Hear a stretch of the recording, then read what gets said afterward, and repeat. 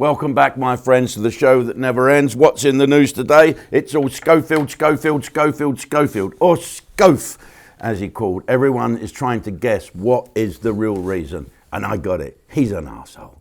That's what I believe. He's a type of chap that was determined to get to the top. I saw him years and years ago, not when he was in Dreamcoat, not even when he was in the cupboard with the gopher. I saw him in a musical about a talk to the animals, whatever that bloke was, with the push me, pull you. He was quite good in that, and he seemed quite friendly, and everyone was so surprised that this fella, who was really an autocue reader and a presenter, television presenter, rather than anyone. Everyone was surprised at how well he did there. And of course then, that was him. That was Phillip Schofield on the road to stardom. And boy, did he trample over everybody.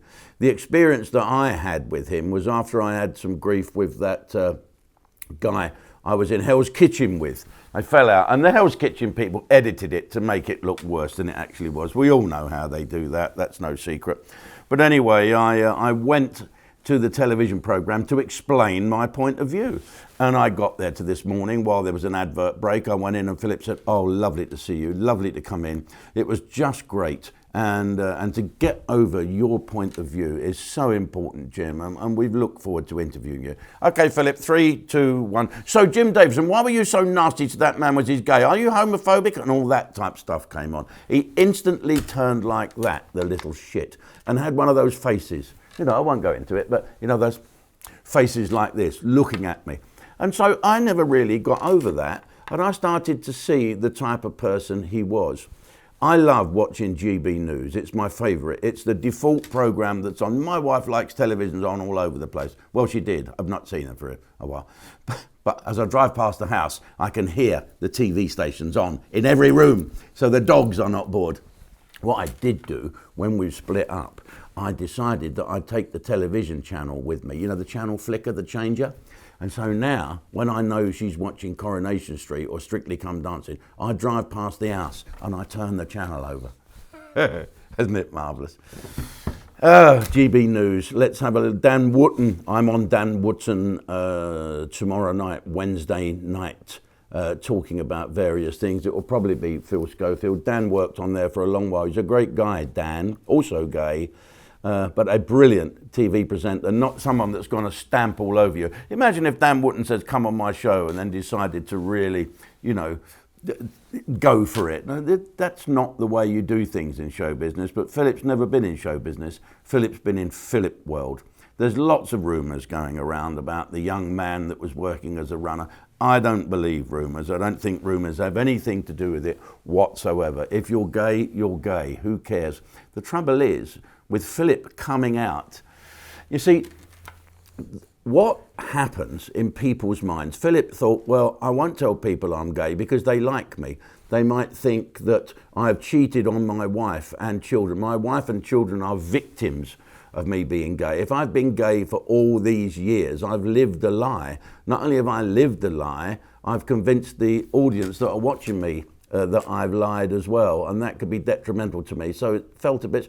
Michael Barrymore, I think, my old pal Michael, who I loved, was the same. He wasn't particularly funny, Michael Barrymore. He certainly didn't have an act, but what he did have, which you cannot buy or learn, is people liked him. People loved him. And he thought, if I tell people I'm gay, they'll go off me. And of course, down the slippery slope they went.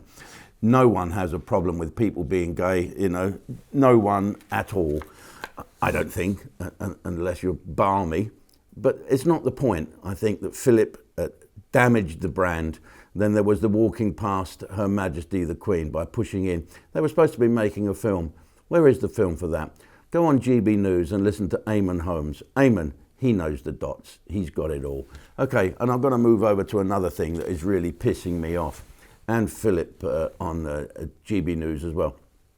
Here we go. Suella Braverman. Now, him, old Keir Starmer, the leader of the opposition, and long may he be, he was visited the NHS yesterday, and he was saying how he's going to save the NHS. Oh, are you? While you were there, Keir, why don't you have your adenoids done instead of talking like that all the time and pissing everybody off? All you lot can do on that Labour front bench, it looks a little bit more like the Muppet Show every time I see it, especially with David Lammy bouncing up and down like one of them big fucking space hoppers. Here's what you should do. Stop trying to trip people over. Come up with some policies. Come up with how you are going to stop the people coming across the channel. How are you going to get net migration down to under 1 million? Oh, I tell you what, the current Home Secretary should leave. Why? Oh, because she was done for speeding in her car and applied, instead of getting points, everyone can do this, you can apply to go on a driver awareness course. I've been on 78 of them, okay? So what you do, you pay 100 quid and you go to a little place somewhere full of all the other poor bastards that's been nicked for this extra tax for doing 1 mile an hour over in a 20 or something like that. Or in the lockdown, you can go on a Zoom. Now, when I was on there, all the others, all they were doing were looking at me and taking selfies of their screens. Now, is that really, really what we want for one of our senior ministers of this country? What has she done wrong? You tell me this and why these Labour parties and these Liberals and these lefty fucking people are saying there should be an inquiry. Get a life. Our country's falling to bits. She's done nothing wrong. Oh, I've been nicked for speeding. You know you get that bit. Oh, she must have done this. Oh, shit. I've been nicked for speeding. Well, that's all right, says someone. You can do a speed awareness course. Oh, that's good.